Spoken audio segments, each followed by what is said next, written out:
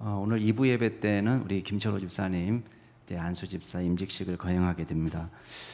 개인적으로도 제가 너무 기쁘고 또 우리 교회 전체적으로도 경사입니다. 김 집사님 가정이 이제 5년 전에 저희 교회로 이제 임명해 오셨습니다. 임명이란 말을 요새는 잘 모르시는 분들도 많은데 원래는 이제 교회를 옮길 때는 예전 교회에서 임명 증서를 떼가지고 옮기게 돼 있습니다.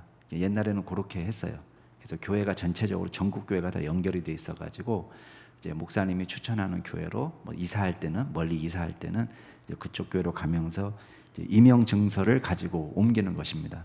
그러면 이제 임명 증서 안에는 이제 그쪽 교회에서 몇 년도부터 몇 년까지 신앙생활을 했다는 거, 또 교육받은 이력이라든지 또 세례를 받거나 또 임직을 한 이력이라든지 또 봉사한 이력이라든지 이런 것을 이제 담게 돼 있습니다.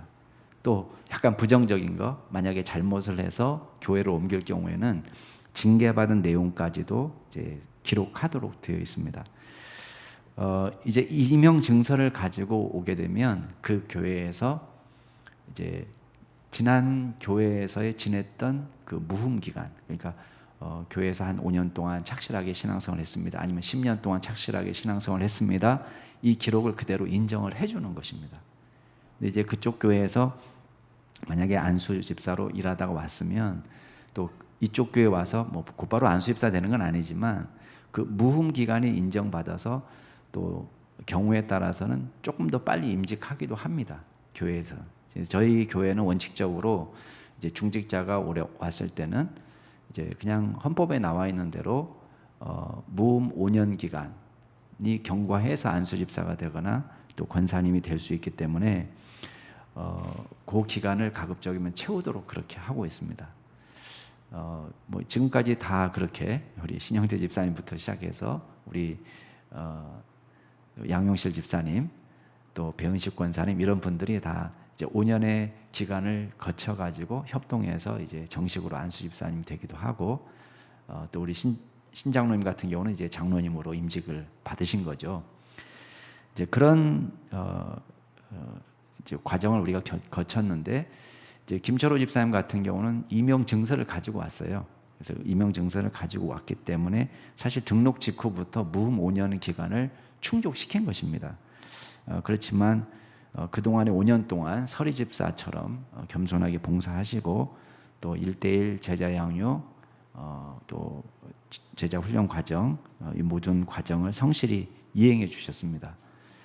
그리고 교회에서 여러분이 잘 아시는 대로 성실하게 봉사하셔서 또 지난 주일 공동의회 때 우리 성도님들이 기쁨으로 우리 안수 집사로 여러분이 선택을 해주시고 오늘 임직을 받게 된 것입니다.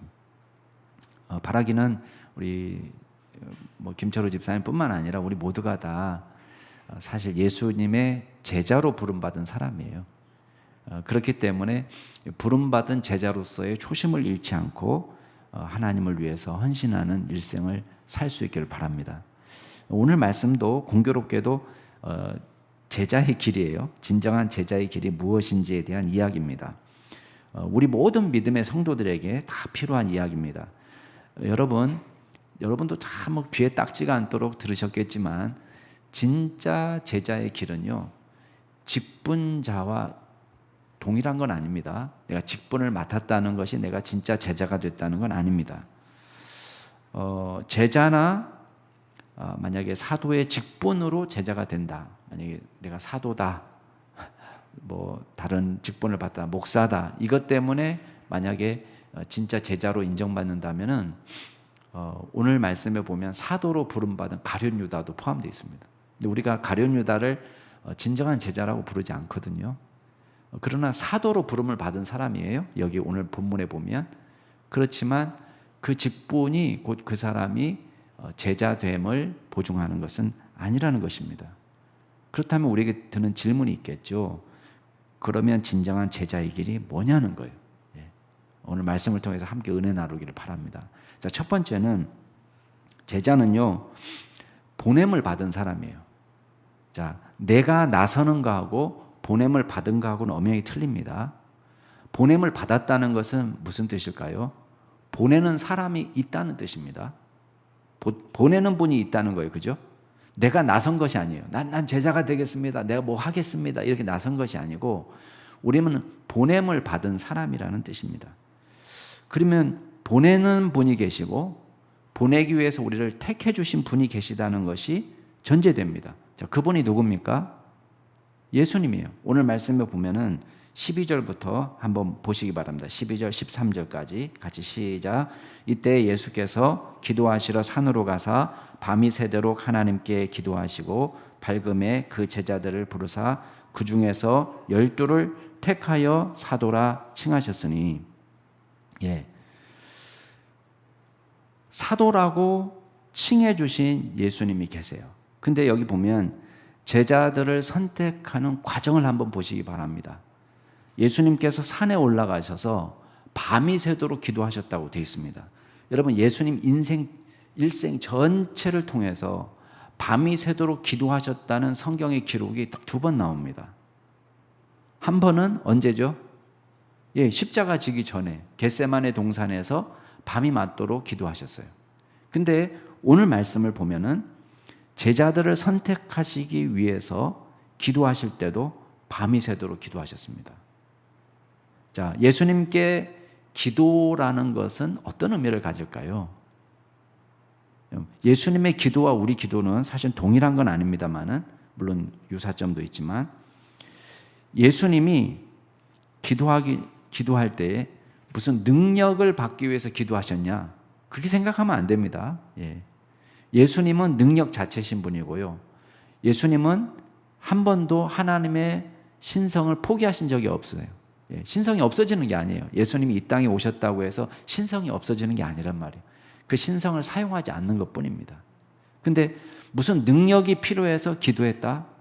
하나님 저에게 능력 주세요. 이런 기도라고 생각하시면 안 됩니다. 또 너무 불안하고 걱정이 많아가지고 염려가 많아서 평안을 얻기 위해서 기도하셨느냐? 뭐 그런 것도 아닙니다. 이 기도 시간은 어떤 시간이냐?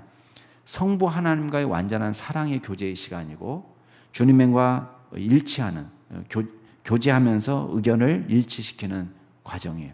여러분, 상호 깊이 교제하는 시간입니다. 중요한 일에 대해서 의견의 일치를 이루는 시간이기도 합니다. 그러나 우리는 기도 시간을 보통 어떻게 생각합니까? 우리는 기도 시간을 하나님 앞에 통보하는 시간으로 세울 때가 많아요.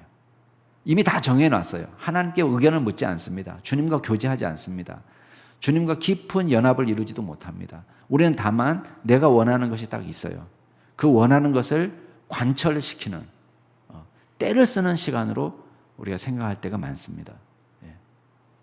하나님의 뜻을 여쭙지 않습니다. 내 뜻이 더 중요하다고 생각할 때가 많습니다. 우리의 계획과 우리의 생각과 우리의 뜻은 절대 양보할 수 없는 것이고 하나님께서 당신의 의견을 굽히셔서 내 계획에 사인을 해주시라고 우리가 이야기할 때가 많다는 것입니다. 그렇기 때문에 기도의 결과도 어떻게 됩니까? 그런 마음으로 기도하면요, 기도의 결과는 항상 육적으로 끝날 수밖에 없어요. 왜? 우리의 능력, 우리의 생각 이상을 넘어가지 못합니다. 잘 생각해 보십시오. 뭐가 더 유익할까? 여러분, 우리는 우리 머리로 계획한 것이 이루어지는 것이 유익할 거라고 착각합니다. 이게 소원이 이루어져야지 우리에게 더 좋다. 아닌 그렇습니다. 여러분, 우리는 기도 시간을 내 의견을 관철시키는 시간으로 삼으면 안 돼요. 어떤 시간으로 삼아야 됩니까? 내 의견을 하나님의 뜻에 굴복시키는 시간으로 삼아야 됩니다. 그리고 나를 초월하는 능력이 나타나도록 하나님께 맡겨드려야 됩니다. 내 뜻대로 되면요, 우리의 계획대로 되면 모든 열매는 우리의 IQ의 열매이고 우리의 의지의 산물이 되는 거예요. 그렇지만 우리의 뜻과 의지와 계획을 하나님 앞에 굴복시킬 때는 그 열매는 영적인 열매가 되는 것입니다. 하늘의 열매가 되는 것입니다. 성령의 열매가 되는 것입니다. 그래서 기도는 우리가 우리의 뜻을 하나님께 굴복시키는 그런 시간으로 삼아야 되는 것입니다.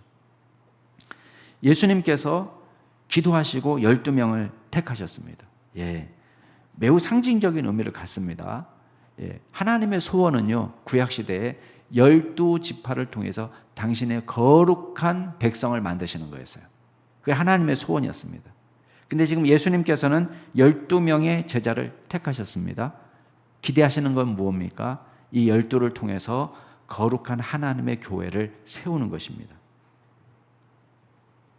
그러면 이 12명이 선택받은 이유는 무엇입니까? 자격이 있기 때문에 그래요? 안 그렇습니다. 오늘 말씀에 보면은 이 사람들은 인간적인 눈으로 볼 때도요, 별 자격이 없는 사람이에요. 자, 14절부터 우리 16절까지 한번 읽어보겠습니다. 14절부터 시작. 곧 베드로라고도 이름을 주신 시몬과 그의 동생 안드레와 야고보와 요한과 빌립과 바돌로메와 마테와 도마와 알페오의 아들 야고보와 셀롯이라는 시몬과 야고보의 아들 유다와 예수를 파는 자들 가룟 유다라. 여러분, 제자들의 면모를 한번 보시기 바랍니다.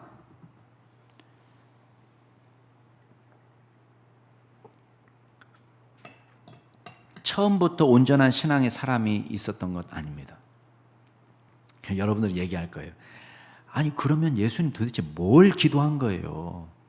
그렇게 기도 열심히 해가지고 선택했는데 가룟 유다 같은 사람 뽑습니까? 이렇게 우리가 질문하기가 쉽습니다. 여러분, 일부러 예수님께서 정말 제자로서 자격이 출중한 사람을 배제시켜서 이런 사람을 뽑은 게 아닌 거예요. 뭐예요? 사람이 별로 없다는 거예요. 오늘날 우리는 정말 능력의 종, 하나님의 종, 이 사람 제자만 되면 정말 우리 교회가 뒤집어질 거야. 그런 사람 쉽게 만나나요? 아니에요. 우리는 타락한 본성을 가졌습니다. 그러니까 우리는 하나님이 빚어주신 사람을 보니까요, 아, 이 사람 괜찮은 사람이다, 이 사람 처음부터 좋았던 사람이다, 이렇게 생각하기 너무 쉽습니다. 그렇지만 그렇지가 않습니다. 여러분, 하나님께서는 자격 없는 사람을 부르셔서 이 사람에게 자격도 주시고 능력도 주시고 다듬어 주셔서 거룩한 백성으로 세워가신 거예요. 그러니까 우리는 지금 어떤 사람을 보고 있는 거예요? 변화된 사람들을 보고 있는 거예요. 근데 처음 불러줄 때의 제자들의 면모를 한번 보세요. 부름받기에 적합한 인간들이 없는 거예요. 사람이 있는데, 좋은 사람 많은데 그 좋은 사람 중에서 다 빼고 나쁜 사람만 일부러 뽑았다? 그건 아닙니다. 우리는 제자들의 면모를 보면 굉장히 당황스러운 모습을 많이 보게 돼요. 어떤 때는요, 쓸데없이 교만합니다. 너무 우쭐댈 때가 많아요.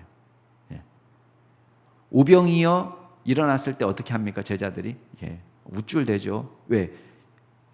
자기네 손으로 떡을 나눠주는데 막 계속 떡이 생기는 거예요. 광주리를 가지고 거둬들이는데 사람들이 배불리 먹고도 남습니다. 제자들의 마음이 우쭐합니다. 교만합니다.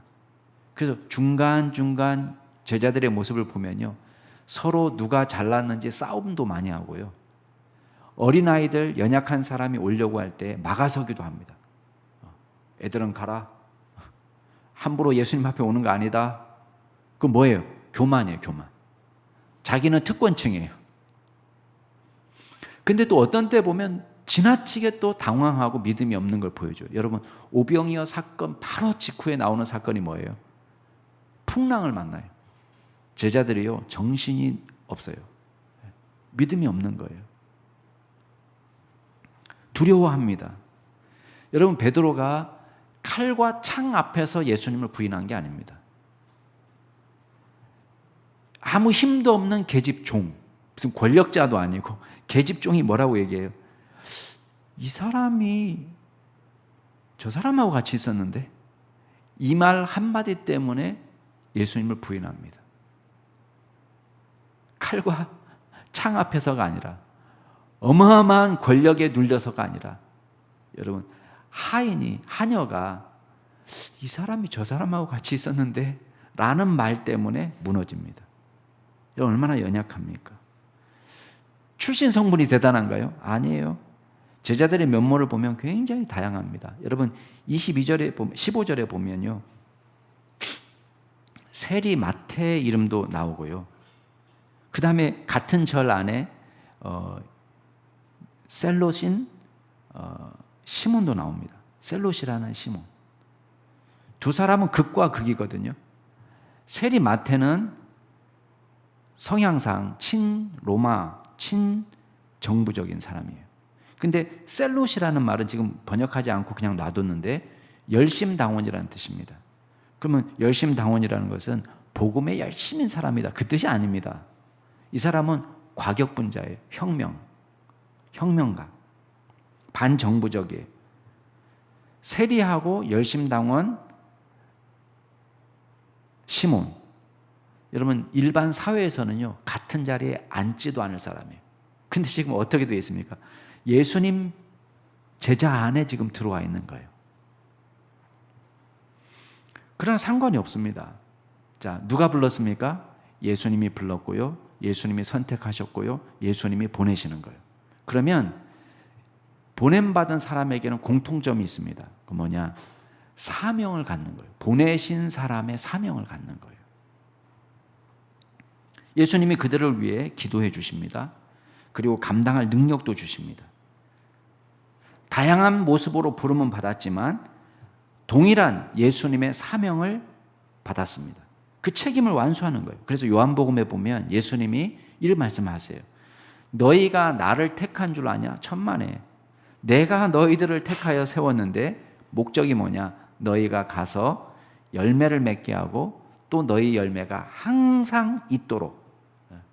그게 예수님이 제자들을 선택해 주신 목적이에요. 여러분, 이것이 사랑입니다. 그리고 제자들에게 사도라는 이름을 붙여주신 거예요. 사도는 뭐예요? 보냄을 받은 자라는 뜻입니다. 예수님의 제자가 되기 위해서는 한없이 부족한 사람이고 자격 미달이지만 믿음도 부족하고 인격적으로 모나고 불같고 우유부단하고 용기 없고 담력도 없는 그런 사람들을 부르셔서 하나님께서 능력을 주시고 당신의 사역지로 보내시는 거예요. 감당할 능력도 주시는 것입니다. 그리고 구체적인 열매도 맺게 하십니다. 여러분, 이게 복입니다. 이게 복. 제자는 다른 게 복이 아니고요, 주님이 우리에게 능력을 주셔서 그 일을 감당하게 하시는 것이 복이에요. 여러분, 그러니까 어떤 일이 벌어졌습니까? 자, 17절부터 19절까지 한번 읽어볼까요? 시작. 예수께서 그들과 함께 내려오사 평지에 서시니 그 제자의 많은 무리와 예수의 말씀도 듣고 병고침을 받으려고 유대 사방과 예루살렘과 두로와 시돈의 해안으로부터 온 많은 백성도 있더라. 더러운 귀신에게 고난받는 자들도 고침을 받은지라. 온 무리가 예수를 만지려고 힘쓰니 이는 능력이 예수께로부터 나와서 모든 사람을 낫게 함이로라. 어떤 은혜를 체험하고 있습니까? 예수님과 동행하는 은혜를 체험하는 거예요. 자, 제자로 부름 받았어요. 그랬더니 예수님과 함께 다니면서 뭘 보는 거예요? 예수님의 말씀을 직접 듣습니다. 그리고 예수님이 행하시는 기적을 봅니다. 얼마나 많은 사람들이 나왔습니까? 여기 보면 유대 사방, 예루살렘, 두로와 시돈까지, 여기 이방 지역이잖아요. 이방 지역에서까지도 예수님의 소문을 듣고 나타났어요.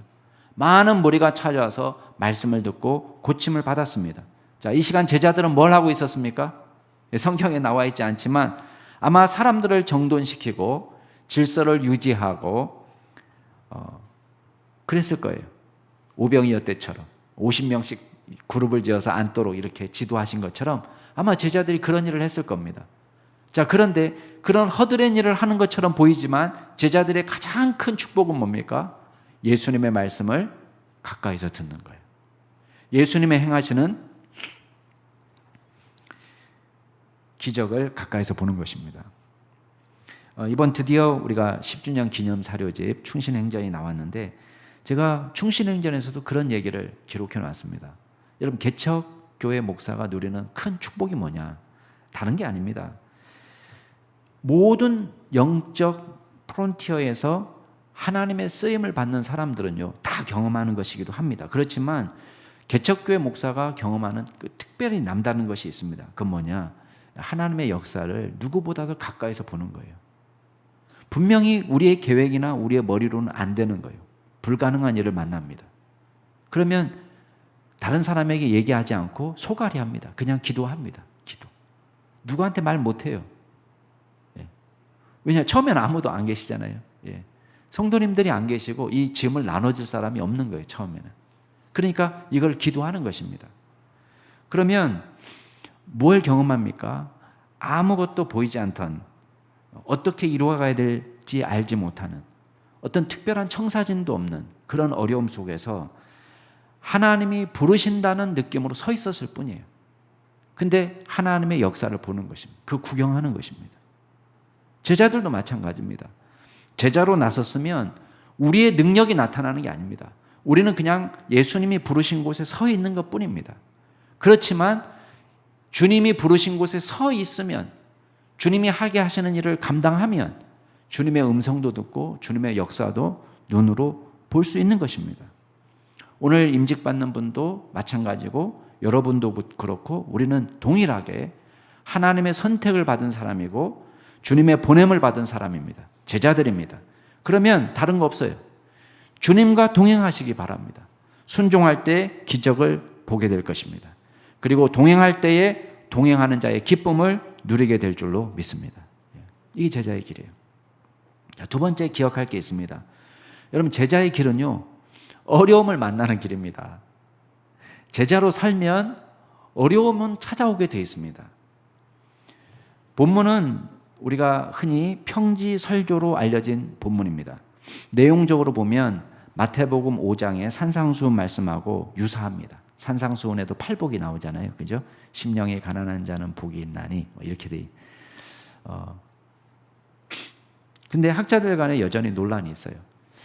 이게 산상수훈하고 같은 날 선포된 그 설교, 그러니까 누가의 다른 버전, 산상수훈에 대한 누가의 다른 버전이다, 이렇게 보시는 분도 있고요. 어떤 분은 예수님이 똑같은 설교를 어떻게 한 번만 딱 하셨겠냐, 다른 곳에서도 하시고 여기서도 하시고 그렇기 때문에 다른 별개의 설교일 것이라, 이렇게 보시는 분도 있습니다. 그러나 그거는 내용을 이해하는 데 있어서는 중요한 건 아닙니다. 여기 보면 산상수훈과 조금 다르게 4개의 복과 4개의 화로 구성되어 있습니다. 산상수훈은 8개의 복으로만 되어 있잖아요. 근데 여기는 4개의 복, 4개의 화로 구성되어 있어요. 형식도 조금 더 짧습니다. 그러면 먼저 4개의 복은 뭡니까? 20절부터 21절까지 한번 읽어볼까요? 20절부터 21절까지 시작. 예수께서 눈을 들어 제자들을 보시고 이르시되 너희 가난한 자는 복이 있나니 하나님의 나라가 너희 것이며 지금 줄인 자는 복이 있나니 너희가 배부름을 얻을 것이며 지금 우는 자는 복이 있나니 너희가 웃을 것이며. 자, 여기서 우리가 주목할 것은 복이 있다라고 번역된 단어입니다. 원문으로 보면 형용사예요. 마카리오스라는 말을 번역한 것입니다. 근데 이 번역을 어떻게 하느냐? 옛날에는 보통 영어 성경이 blessed 이렇게 번역을 했어요. 복받았다 이렇게 번역을 했는데 요즘은 이제 이 번역을 happy 이렇게 번역하는 경우가 많습니다. 행복하다. 근데 이 단어는 우리가 감정적인 의미에서의 happy라고 번역하면 조금 모자라요. 제가 볼 때는 좀 모자랍니다. 왜냐하면 이거는 단순히 내가 행복해지는 감정적인 느낌하고는 좀 다른 의미예요. 복이 있다라는 의미는요, 하나님의 호의와 사랑을 받았다는 뜻이에요. blessed. 복 받은 거예요. 그러니까 쉽게 말하면 하나님이 이런 사람을 사랑하시고 호의를 베풀어 주신다. 이런 사람에게 하나님의 하늘의 복이 있다, 이런 뜻이에요. 그러니까 행복하다라고 번역하면 조금 모자란 느낌이 들죠, 그죠? 예. 목사님이 행복하다나 복이 있다나 뭐 그게 그거 아닙니까? 이렇게 생각하시는 분들이 계실 거기 때문에 제가 조금 더 보충 설명해 드리겠습니다. 하나님의 사랑과 호의를 받으면요, 행복합니다. 그렇죠? 근데 행복한 사람이 전부 다 하나님의 사랑을 받은 사람은 아닙니다. 이런 걸 생각하시면 돼요. 우리는 예수 안 믿고 죄악 중에 살면서도, 죄 짓고 살면서도, 잘 먹고 잘 살면서 아 행복해, 이런 사람이 있을 수 있습니다. 그렇죠? 예. 죄 짓고 살면서 행복해, 이게 좋아, 이런 사람도 있을 수 있습니다. 이 사람은 복 받은 사람이 아니에요. 근데 하나님의 복을 받은 사람은 행복해요. 그 진짜 복은 뭐냐? 우리가 제자로서 살아갈 때 진짜 복은 하나님의 인정을 받는 거. 세상은 인정하지 않아도 하나님의 인정을 받는 거. 하나님께서 칭찬해 주시는 거. 하나님께서 복 주시는 삶. 그게 진짜 제자의 길인 거예요. 그러면 다시 본문으로 오세요. 예수님은 누가 복이 있다라고 얘기합니까? 누가 하나님의 인정받고 칭찬받는 사람이에요? 여기 보니까요, 가난한 사람, 배고픈 사람, 우는 사람이에요. 여러분, 이거는 일반적으로 부정적으로 취급되는 것들입니다. 누가 가난하고 싶고, 누가 배고프고 싶고, 누가 슬픈 일을 만나고 싶습니까? 이건 다 피하고 싶은 일이에요. 근데 이것을 왜 복받았다라고 말하고 있습니까? 심지어는 가난한 자는 하나님의 나라가 너희 것이다. 복이 있다. 왜 복이 있냐? 하나님의 나라가 너희 것이다. 왜 이런 말을 하냐 말이죠. 그럼 여러분 어떻게 생각하십니까? 이 가난하다는 것이 무슨 의미예요? 만약에 이 기준이 정상이라면 정말 경제적으로 가난하고 정말 맨날 배고프고 맨날 슬픈 일을 만나고 울고 이런 사람이 정말 하나님 나라 간다면은 이런 뜻인가요? 정말 가난한 나라에서 태어났어요. 태어나 보니까 가난한 나라예요. 그런 사람이 복이 있다는 뜻입니까? 아니면 맨날 굶기를 밥 먹듯이 한 사람이 복이 있다는 뜻입니까? 그 사람들이 천국 간다는 뜻인가요? 맨날 질질 짜는 사람이 천국 간다는 거예요? 아니면 예민해가지고 조그만 일에도 놀라고 조그만 일에도 슬퍼하고 조그만 일에도 엉엉 울고 그런 사람이 천국 간다는 뜻입니까?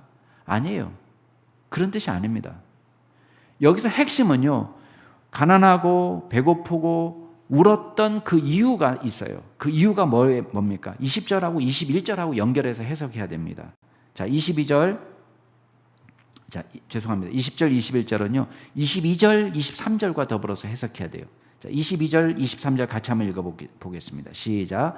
인자로 말미암아 사람들이 너희를 미워하여 벌리하고 욕하고 너희 이름을 악하다 하여 버릴 때에는 너희에게 복이 있도다. 그날에 기뻐하고 뛰놀라. 하늘에서 너희 상이 큼이라. 그들의 조상들이 선지자들에게 이와 같이 하였느니라. 자, 앞에 가난하고 울고 배고프고 이 자체가 의로운 행위는 아닙니다. 가난한 나라에서 가난한 집구석에서 태어났다고 해서 천국은 따는 당상이다. 그 말을 하는 게 아닙니다. 여기서 말하고 싶은 건 그거예요. 왜 그렇게 살 수밖에 없었느냐는 것입니다. 제자로 살기 위해서 겪어야 했던 어려움이에요. 그래서 22절에 보면 인자로 말미암아 이렇게 되어 있습니다. 인자로 말미암아. 여러분, 예수님의 진실한 제자로 살려면요, 예수님을 미워하는 사람들의 미움을 받습니다. 사람들이 우리를 멀리합니다. 욕을 하기도 합니다. 악한 사람들이 오히려 예수님의 제자들을 악한 사람이라고 평가합니다. 예수님을 믿고 진정한 제자로 살아가려고 작정하면 복음을 위해서 어려움을 겪게 됩니다. 여러분, 바울은 고린도 교회에 편지하면서 이렇게 말합니다. 내가 복음을 위해서 살다 보니까 수고하고 애쓰고 여러 번 잠도 자지 못하고 줄이고 목마르고 여러 번 굶고 춤고 헐벗었도다. 여러분, 바울이 예수 믿기 전에는 어떤 사람입니까? 바리새파 중에 바리새파 사람이고, 바리새파 중에서도 가말리엘 밑에서 배운, 그 당시 위대한 랍비 밑에서 배운 매우 촉망받는 젊은이였습니다. 바리새파의 길을 걸어가면은 누구보다도 출세할 수 있는 젊은이입니다. 그런데 이 사람이 예수를 믿고 나서 어떤 삶을 살았습니까? 복음을 위해서 살다 보니까 잠을 자지 못할 때도 있었고, 또 강도의 위험을 만나기도 하고 강의 위험을 만나기도 하고, 어떤 때는 배고프기도 하고 어떤 때는 목마르기도 하고, 또 바다에 빠져가지고 난파되어서 죽을 뻔하기도 하고, 그런 과정들을 다 겪었다는 거예요. 베드로는 어떻습니까? 베드로는 물론 엄청나게 떼부자로 산 건 아니지만 어부로, 갈릴리에서 어부로 그냥 소시민적인 안정적인 삶을 살 수 있는 사람이에요. 근데 이 사람이 복음을 위해서 살기 시작하니까 고난이 찾아왔습니다. 자기뿐만 아니라 자기가 전도해서 세워놓은 교회 성도들도 어려움을 겪었습니다. 그 교회에 이렇게 편지합니다. 부당하게 고난을 받아도 하나님을 생각함으로 슬픔을 참으면 이는 아름다운 일이다. 오늘 말씀의 베드로 버전이에요. 가난하고 줄이고 우는 자는 복이 있다. 이 예수님의 말씀의 베드로 버전이에요. 부당하게 고난을 받아도 하나님을 생각하면서 슬픔을 참으면 이런 아름다운 일이다. 또 이렇게 말합니다. 만일 그리스도인으로 고난을 받으면 부끄러워하지 마라. 도리어 그 이름으로 하나님께 영광을 돌리라. 욕을 먹고 어려움을 겪는 것은 결코 유쾌한 일이 아닙니다. 그러나 예수님께서는 당신을 위해서 당하는 모욕, 수치, 고난을 복된 것이라고 말하는 것입니다. 심지어는 오늘 말씀에 보면요, 그날에 기뻐하고 뛰놀아라. 왜? 하늘에서 너희 상이 큼이라 라고 말씀하십니다. 하늘에서 받은 상은 20절에 하나님 나라가 너희 것임이라 하는 말씀하고 일맥상통하는 말이에요. 결국은 뭐예요? 하나님께서 인정하시기 때문에 하늘의 복으로, 영원한 생명으로, 하늘의 상급으로 보상해 주시겠다는 것입니다. 여러분, 직분자로 사는 거, 제자로 사는 거, 진정한 제자에게는요, 사실 힘들고 어려운 것이 사실입니다. 근데 감사하게도 이게 외로운 길은 아니에요. 왜 그런지 아세요? 이게 우리만 걸어간 길이 아닙니다. 우리 앞서 걸어간 사람이 있었습니다. 여러분 23절에 보면 뭐라고 되어 있습니까? 그들의 조상들이 선지자들에게 이와 같이 하였느니라. 자, 여기서 그들의 조상들은 누구예요? 그들은 현재 예수 믿는 사람을 핍박하는 사람들이, 그죠? 근데 그 사람들의 조상들, 그 사람들의 조상들은 또 누구를 핍박했다는 거예요? 선지자들에게 이와 같이 했다는 거예요. 근데 여기서 선지자는 누굽니까? 진짜 선지자, 진짜 제자, 우리 식으로 얘기하면 진짜 제자에게 늘 일어나는 일이었다는 거예요. 그러니까 당황하거나 놀라지 말라는 거예요. 왜? 이런 일은 옛날부터 구약시대 때도 아담과 하와 이후로 늘 이런 일이 있었다는 거예요. 여러분, 노아는 조롱을 당합니다. 하나님이 보실 때는 의인이지만 세상 사람들이 볼 때는 바보 멍청이에요. 조롱을 당하는 거예요. 아브라함도 마찬가지고, 롯도 마찬가지예요.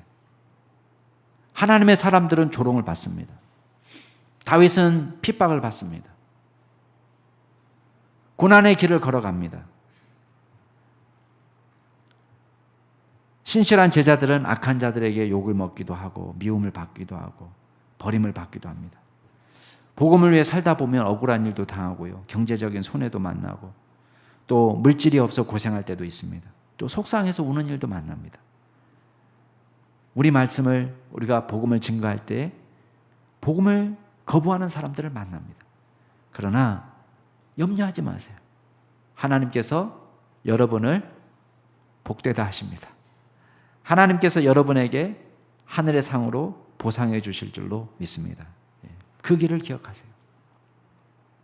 반면에 거짓 제자들은요, 진짜 제자와 정반대의 삶을 삽니다. 여러분 24절부터 26절까지 한번 읽어볼까요? 같이 읽겠습니다. 시작. 그러나 화 있을진저 너희 부유한 자여 너희는 너희의 위로를 이미 받았도다. 화 있을진저 너희 지금 배부른 자여 너희는 줄이리로다. 화 있을진저 너희 지금 웃는 자여 너희가 애통하며 울리로다. 모든 사람이 너희를 칭찬하면 화가 있도다. 그들의 조상들이 거짓 선지자들에게 이와 같이 하였느니라. 아멘. 여러분, 넉넉하게 사는 거, 또 배부르는 거, 또 웃고 살아가는 거, 그 자체가 죄는 아닙니다. 하나님 우리에게 항상 기뻐하라 이렇게 얘기하셨잖아요. 그죠? 범사에 감사해라. 그러니까 우리가 웃으면서 사는 거, 기뻐하는 거, 이거 자체가 죄는 아니에요. 그러나 죄와 타협해서 얻은 부, 죄와 타협해서 얻은 안정, 죄와 타협해서 얻은 행복은 죄입니다. 과거 거짓 선지자들이 이런 대우를 받았습니다. 아합 시대 거짓 선지자 시드기야가 나옵니다. 여러분, 아합 같은 우상 숭배자 밑에서 선지자 노릇을 했습니다. 이 사람은 출세했어요. 예. 그 당시 사람들이 볼 때는 왕의 예언자잖아요. 예, 왕의 예언자. 옛날로는 국사죠, 국사. 예. 왕의 예언자예요. 왕의 예언자. 엄청 출세한 사람이에요. 생활이 안정됐습니다. 왜? 국가에서 녹이 나오니까. 권력자입니다. 왜? 왕의 측근이니까. 그 당시 아합 시대의 사람들은 다 시드기야를 넘버원, 종교 지도자 중에 넘버원으로 취급했어요. 이 사람은 다른 거 하면 안 됩니다. 정확하게 왕이 듣고 싶은 말을 해주면 됩니다. 그 자리를 유지할 수 있어요. 왕이 싫은 말은 안 하면 됩니다. 왕이 듣고 싶은 말을 해주는 예언자예요. 왕이 묻습니다. 야, 내가 아람 저 나라 좀 반드시 내가 정복하고 싶다. 어떻게 전쟁해도 될까? 시드기야가 옆에서 얘기합니다. 올라가십시오, 임금님. 주님께서, 하나님께서 그 성금을 왕에게 주실 것입니다. 자, 누구 이름 팔았어요? 하나님 이름 팔았어요. 하나님께서 축복하셔서 저 성읍을 왕에게 주실 것입니다. 맞춤형 예언입니다. 제자가 아닙니다. 여러분, 당연히 우리는 제자로 살면서 윤리적으로나 도덕적으로나 세상 사람들의 비난을 받으려 해서 안 됩니다. 그렇지만 복음을 위해서 윤리적으로 도덕적으로 바르게 살아도요, 복음을 위해서 살면 욕을 먹게 되어 있습니다. 믿지 않는 사람은요, 예수님 얘기하는 거 좋아하지 않아요. 아무리 친하다가도요, 예수님 얘기하려고 하면 야, 그런 얘기는 하지 마라, 이렇게. 우리 애도 유치원에서 하도 전도하니까요, 자기가 너무 좋아하는 여학생이 있으니까 그 여학생에게 자꾸 전도한 거예요. 참아주다가 얼마 후에 와가지고는 하는 말이, 너 자꾸 그런 얘기하면 우리 엄마가 너랑 놀지 말래. 엄마가 놀지 말라고 했다는 거예요. 애가 완전히 낙심해가지고 왔어요. 유치원 다니는데 제가 알아듣든 알아듣지 못하든 제가 의를 위해서 핍박받는 것은 복된 것이다, 이렇게 얘기해 줬어요. 나중에 그 여학생이 예수 믿었어요. 여러분, 애나 어른이나 똑같아요. 지금도 마찬가지입니다. 제가요,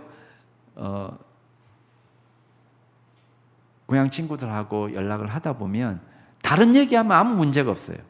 다른 얘기하면. 그러나요, 복음을 얘기하면요, 슬며시 빼버려요. 안 좋아합니다. 그러나 복음에 대해서 우리가 입을 다물고 살면 아무 역사도 일어나지 않는 거예요. 예수님은 그래서 말하는 거예요. 우리가 예수님을 증거하면 배고픈 일도 만나고 눈물 나는 일도 만나고 가난한 일도 만날 수 있다는 거예요. 핍박을 당하기도 하고 악하다는 소리도 듣고 욕을 들어먹기도 하고.